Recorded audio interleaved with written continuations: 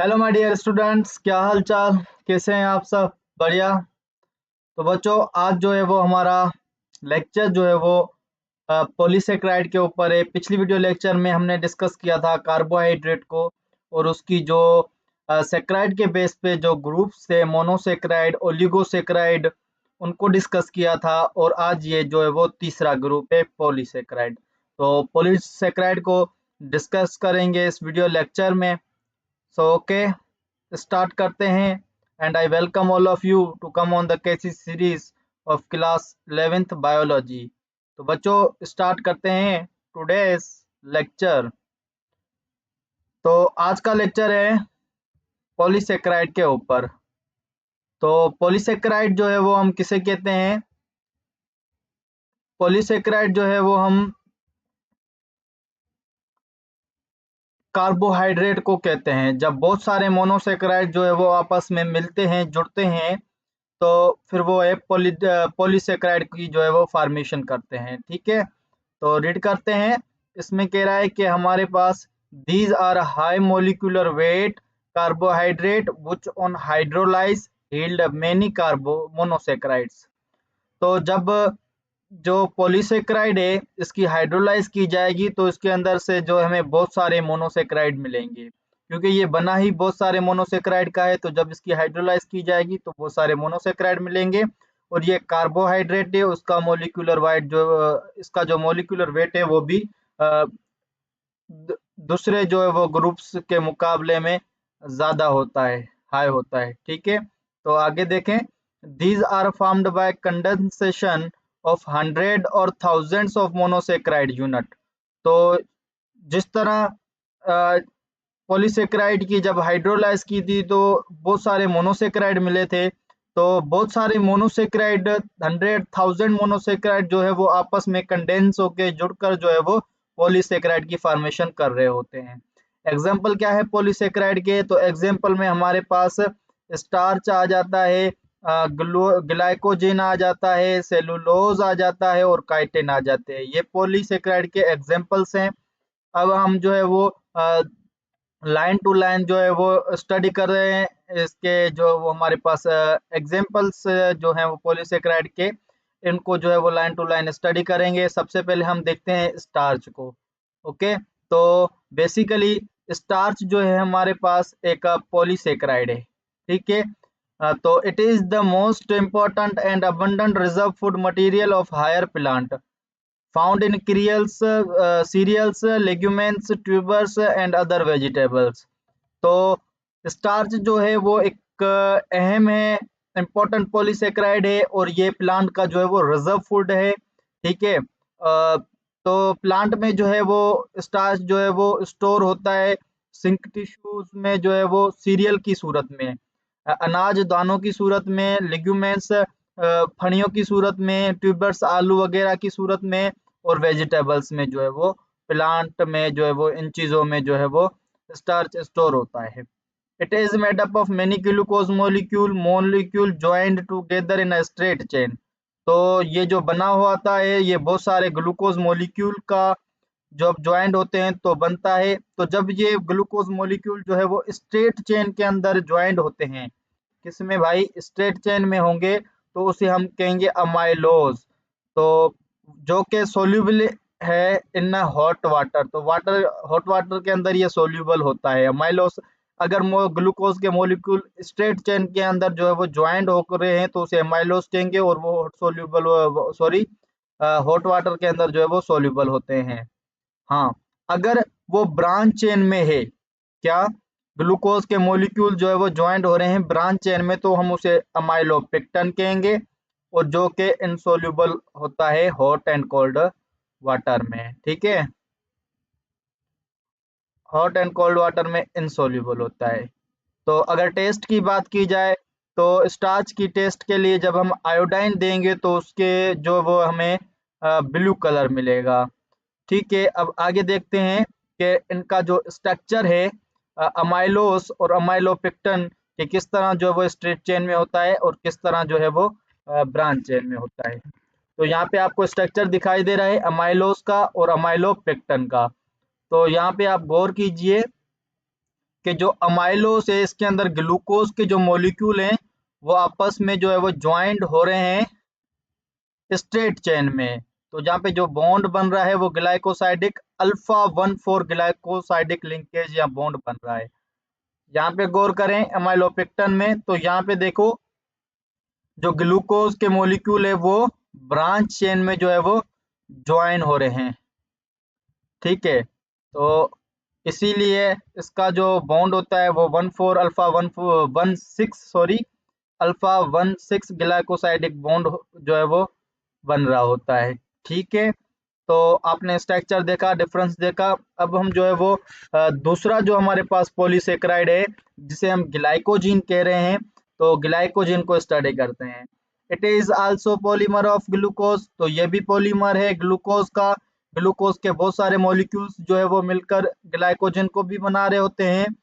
तो its molecular structural is similar to starch, तो इसका मॉलिक्यूलर स्ट्रक्चर जो है वो स्टार्च की ही तरह ही होता है, सिमिलर होता है, उससे मिलता जुलता है। बट फाउंड इन एनिमल, तो ये ज्यादातर जो है वो एनिमल में पाया जाता है, पर ये जो है एनिमल में पाया जाता है, ठीक है। Therefore it is commonly called animal starch, तो इसीलिए इसको जो है वो कॉमनली हम एनिमल स्टार्च भी कह रहे होते हैं। It is mainly found in bacteria, तो ये बैक्टीरिया के अंदर, फंजाई के अंदर भी मौजूद होता है। इन एनिमल्स, ठीक है। अबंडेंटली ज्यादातर जो है वो ये फाउंड होता है लिवर एंड मसल, हमारी बॉडी के लिवर और मसल में जो ज्यादातर जो है वो ग्लाइकोजन वो है पाया जाता है, ठीक है। तो इसीलिए इसको एनिमल स्टार्च भी कह रहे होते हैं। तो अगर टेस्ट की बात की जाए तो जब हम आयोडाइन देंगे तो ये जो है वो ग्लाइकोजन जो है वो रेड कलर देगा, ठीक है। सो आगे देखते हैं कि आगे हमारे पास कौन सा पॉलीसेकेराइड है। तो हमारे पास अब वो जो है वो एग्जांपल आ रही है पॉलीसेकेराइड सेलुलोज की, कि सेलुलोज जो है वो भी एक पॉलीसेकेराइड है, ठीक है। तो it is also a polymer of glucose, तो ये भी जो है वो पॉलीमर है ग्लूकोज मॉलिक्यूल का। इसके अंदर भी बहुत सारे ग्लूकोज मॉलिक्यूल जो है वो मिलकर पॉलीमर बना रहे होते हैं जिसे हम सेलुलोज कहते हैं, ठीक है। Most abundant carbohydrate found in nature, ये जो कार्बोहाइड्रेट है सेलुलोज, ये नेचर के अंदर सबसे ज्यादा एग्जिस्ट करता है, मोस्ट अबंडेंट है, ठीक है। And it is a highly insoluble in water, और वाटर के अंदर हाईली इंसोल्यूबल है। It is not digest in human body, इंसान की बॉडी के अंदर ये डाइजेस्ट नहीं होता, क्योंकि सेलुलोज को डाइजेस्ट होने के लिए सेलुलेज एंजाइम चाहिए होते हैं जो कि इंसान की बॉडी में नहीं मौजूद होते हैं, तो इसीलिए वो डाइजेस्ट नहीं होता इन ह्यूमन बॉडी। तो आगे देखें, in cellulose the glucose units are joint in a straight chain, तो सेलुलोज के अंदर जो ग्लूकोज के यूनिट हैं, मॉलिक्यूल हैं, वो ज्वाइंट होते हैं स्ट्रेट चेन में। And no branch chain present in it, तो इसके अंदर ब्रांच चेन मौजूद ही नहीं होती, ठीक है। तो आगे देखें, the this straight chain become spirally coiled and condense to form a tubes, तो ये स्ट्रेट जो चेन बनती है इसकी वो स्पाइरली होती है, थोड़ी टेढ़ी होती है, मुड़ी हुई होती है, क्वाइल्ड की सूरत में होती है, और कंडेंस होके जो है वो ट्यूब बना रही होती है। तो आप यहाँ पे देखेंगे इस स्ट्रक्चर में नीचे स्ट्रक्चर दिया गया है कि किस तरह जो है वो, ये देखें आपके जो ये ग्लूकोज मॉलिक्यूल है स्ट्रेट चेन में जो है वो जुड़ रहे हैं, और फिर जो है वो स्पाइरल हो रहे हैं, क्वाइल हो रहे हैं, और ट्यूब बना रहे हैं, ठीक है, ट्यूब बना रहे हैं इस तरह से, ओके। तो आगे देखते हैं further, these tubes of cellulose, जो ये ट्यूब है सेलुलोज की, ये जो है वो प्लांट सेल की सेल वॉल को बना रहे होते हैं, ठीक है। और सेलुलोज जो है वो, टेस्ट की बात की जाए इसकी, तो जब इसे आयोडाइन दिया जाता है तो ये कोई कलर नहीं देता, ओके। अब हम देखते हैं फर्दर हमारे पास कौन सा जो है वो पॉलीसेकेराइड है। लेट्स टॉक अबाउट काइटन, तो काइटन भी हमारे पास एक जो है वो पॉलीसेकेराइड है। तो काइटन की अगर बात करें तो काइटन जो है इसका हमारे पास मॉलिक्यूलर फार्मूला है C8H13O5N। तो इसके अंदर जो है वो कार्बन के 8 एटम होते हैं, हाइड्रोजन के 13 होते हैं, ऑक्सीजन के 5 होते हैं और एक नाइट्रोजन का एटम मौजूद होता है। ये काइटन का मॉलिक्यूलर फार्मूला है। रीड करते हैं इसके पेज को। It is a long chain polymer of N acetyl glucose amine and amide derivatives of glucose. तो ये भी एक पॉलीमर है। तो इसके अंदर जो लॉन्ग चेन बनती है वो एन एसिटाइल ग्लूकोज अमाइन की जो है वो बनी हुई होती है, जिसके अंदर ग्लूकोज जो है वो नाइट्रोजन ग्रुप के साथ जो है वो अटैच हो रहा है। आप इस स्ट्रक्चर में देखें कि किस तरह ये जो है वो ग्लूकोज जो है वो एन एसिटाइल ग्रुप के साथ अटैच हो रहा है। ठीक है, ये एन एसिटाइल ग्रुप है हमारे पास, इनके साथ जो है वो ज्वाइंट हो रहा है और एन एसिटाइल ग्लूकोज अमाइन बना रहा है। और इस तरह जो बहुत सारे जो है वो एन एसिटाइल ग्लूकोज अमाइंस जो है वो आपस में जुड़ करके जो पॉलीमर बनाते हैं उसे हम काइटन कह रहे होते हैं। ठीक है, तो जो स्ट्रक्चर है काइटन का, the structure of chitin is similar to cellulose. तो जो सेलुलोज का स्ट्रक्चर था उससे ये मिलता जुलता इसका स्ट्रक्चर है। ठीक है, तो जो ये फार्म कर रहे होते हैं, ये जो बन हमारे पास हमें मिलते हैं, तो ये मिलकर जो है वो पहले नैनो फाइब्रल्स बना रहे होते हैं। क्या बना रहे होते हैं? नैनो फाइब्रल्स बना रहे होते हैं क्रिस्टलाइन की सूरत में। ठीक है, फंक्शनली इसका काम क्या है? जो हमने अभी स्टडी किया था वो तो इसका स्ट्रक्चर था। अभी जो हम इसका फंक्शन की बात करें तो functionally it is comparable to the prokaryotic protein. तो काम इसका जो है वो क्रिएटिन प्रोटीन की तरह ही होता है। तो क्रिएटिन प्रोटीन का काम क्या होता है आपको पता है। तो क्रिएटिन जो है हमारी बॉडी के अंदर जो है वो स्किन बना रहा होता है, स्किन है। ठीक है, स्किन के अंदर क्रिएटिन प्रोटीन मौजूद होता है, हमारे हेयर के अंदर मौजूद होता है, नेल्स वगैरह के अंदर भी जो है क्रिएटिन प्रोटीन मौजूद होता है। तो यही काम होता है इसका। Okay, functionally. अब हम बात करते हैं chitin is the modified polysaccharide contain nitrogen which allows for increasing hydrogen bonding between its adjacent polymers giving its more strength। तो काइटिन जो है वो मॉडिफाइड फॉर्म में जब हमें पॉलीसेकेराइड मिलता है काइटिन मॉडिफाइड फॉर्म में, तो वो नाइट्रोजन को कंटेन कर रहा होता है। तो ये तो हमें पता है कि नाइट्रोजन कंटेन ही करता है। ठीक है, तो जो कि जब नाइट्रोजन ये कंटेन कर रहा है तो नाइट्रोजन इनके बीच में जो वो बॉन्ड बनेगा, ग्लूकोज और नाइट्रोजन, जो ये नाइट्रोजन की वजह से जो इसके अंदर बॉन्ड बन रहे होंगे वो हाइड्रोजन बॉन्ड बन रहे होंगे, और हाइड्रोजन बॉन्ड जो है वो ज़्यादा बन रहे होंगे क्योंकि नाइट्रोजन मौजूद है। ठीक है, तो हाइड्रोजन बॉन्डिंग भी है वो भी इंक्रीज हो रही होगी, ज़्यादा हो रही होगी। ठीक है, तो हाइड्रोजन बॉन्ड ज़्यादा बन रहे हैं तो ये जो है वो स्ट्रेंथ भी हाइड्रोजन बॉन्डिंग का काम होता है स्ट्रेंथ प्रोवाइड करना। तो इसीलिए इसके अंदर स्ट्रेंथ भी जो है वो ज़्यादा हो रही होगी। अब हम आगे देखते हैं कि in its pure and unmodified form. तो प्योर और अनमोडिफाइड फॉर्म किसे कहते हैं? प्योर हम तब कहते हैं जब किसी उसके अंदर जो है वो मिलावट ना हो। ठीक है, तो अनमोडिफाइड फॉर्म में, तो इसके साथ जब वो कोई चीज़ जुड़ी नहीं होती, अनमोडिफाइड फॉर्म में, प्योर फॉर्म में जब हमें काइटन मिलता है तो वो ट्रांसल्यूसेंट होता है। ट्रांसल्यूसेंट होता है यानी ट्रांसपेरेंट होता है, इसके अंदर रोशनी जो है वो क्रॉस हो सकती है, पास हो जाती है। ये प्लेबल होता है, फ्लेक्सिबल होता है, रेजिलेंट होता है। प्लेबल का मतलब है बेंड हो जाना, रेजिलेंट का मतलब है वापस से सही हो जाना। बेंड हुई चीज़ जो है वो दोबारा से सही हो जाए तो उसे हम रेजिलेंट कहते हैं। ठीक है, एंड क्वाइट टफ, और जो है थोड़ा टफ भी होता है। ठीक है, सख्त भी होता है। इन मोस्ट अर्थ्रोपोड, जो है वो अर्थ्रोपोड के अंदर, अर्थ्रोपोड्स क्या है? अर्थ्रोपोड जो है वो एनिमल फाइलम से, फाइलम ऑफ द एनिमल्स है। ठीक है, जिसके अंदर बहुत सारे इंसेक्ट्स आ जाते हैं, हमारे पास जो है वो कैक्टस वगैरह ये चीज़ें आ जाती हैं।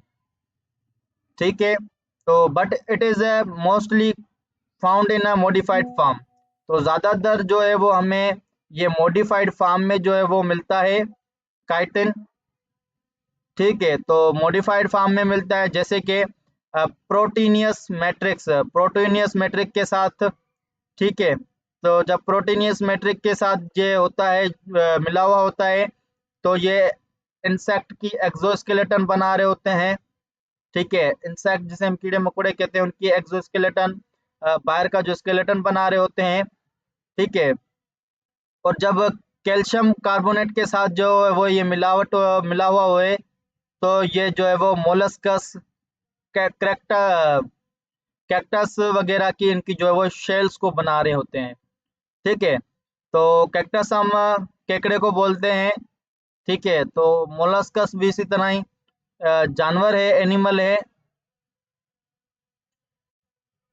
ओके, तो इनकी जो है वो शेल्स को बनाने का काम कर रहा होता है। तो जो कंपोजिट मटेरियल है वो बहुत ही सख्त होता है इनका।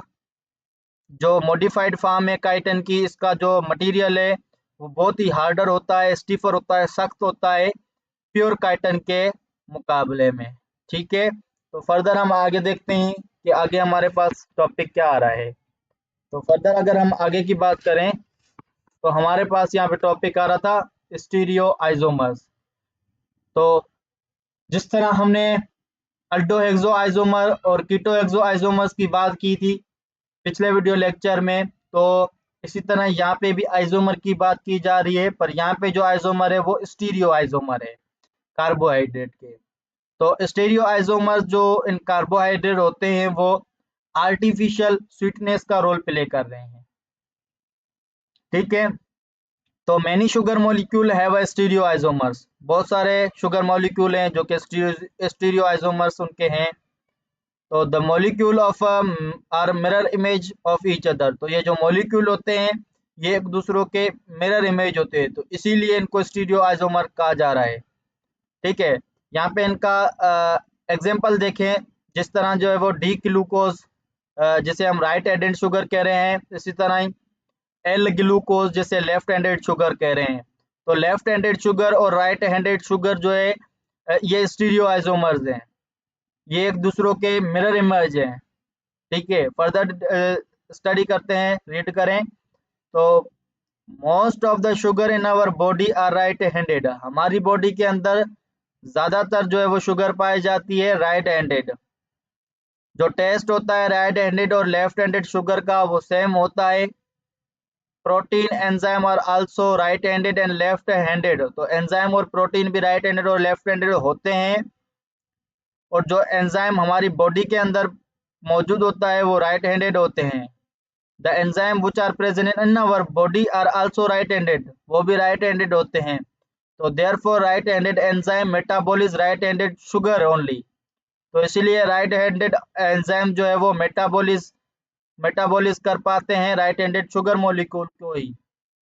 ठीक है, they are unable to digest और मेटाबॉलिज लेफ्ट हैंडेड शुगर, तो ये जो है वो लेफ्ट हैंडेड शुगर को मेटाबॉलिज नहीं कर पाते, डाइजेस्ट नहीं कर पाते। ठीक है, तो the artificial sweetener which are used by diabetic patient usually are left handed sugar, तो जो हमारे पास डायबिटिक पेशेंट होते हैं वो लेफ्ट हैंडेड शुगर को जो है वो यूज कर रहे होते हैं, जो कि आर्टिफिशियल स्वीटनर होती है। ठीक है, और ये जो शुगर होती है लेफ्ट हैंडेड, इनका मास जो है वो बिल्कुल सेम होता है राइट हैंडेड के मुकाबले में, और स्वीटनेस भी सेम होती है, पर इसके पास जो है वो कैलोरी जीरो होती है। ठीक है, this sugar are not digest in our body, तो इसीलिए जो ये हमारी बॉडी के अंदर भी डाइजेस्ट नहीं हो रहे होते, क्योंकि इनको डाइजेस्ट करने के लिए हमारे पास एंजाइम्स मौजूद नहीं होते। Because all of our enzymes are right handed, क्योंकि सारे ही हमारी बॉडी के अंदर एंजाइम राइट हैंडेड होते हैं। And they are specific to break down the right handed sugar, तो वो सिर्फ राइट हैंडेड शुगर मॉलिक्यूल को ही ब्रेक डाउन कर पाते हैं। The left handed want to fit into catalytic site, तो लेफ्ट हैंडेड जो है वो कैटालिटिक रिएक्शन नहीं परफॉर्म कर रहा होता, उसके अंदर फिट नहीं हो रहा होता। Consequently there will be no break down of this sugar. Finally अगर बात करें तो ये शुगर जो है वो ब्रेक डाउन नहीं हो रहे होते। इनकी मेटाबॉलिज्म भी नहीं होती और इनके अंदर कैलोरी भी 0 होती है, तो नो कैलोरीज। तो फ्रेंड्स, आज का लेक्चर यहीं पे वाइंड अप करते हैं। मिलेंगे एक नई नेक्स्ट वीडियो लेक्चर में और डिस्कस करेंगे फर्दर इसके जो आगे टॉपिक के। आने वाली वीडियो लेक्चर में हम डिस्कस करेंगे प्रोटीन को। तो प्रोटीन भी आप लोगों को पता है कि एक मैक्रोमोलिक्यूल है, बायोमोलिक्यूल है, और जो है वो प्रोटीन जो है वो बहुत ही अहम होता है, इंपॉर्टेंट रोल होता है उसका प्ले हमारी बॉडी के अंदर। ठीक है, तो फर्दर डिस्कस करेंगे प्रोटीन के बारे में in the next video lecture. Okay guys.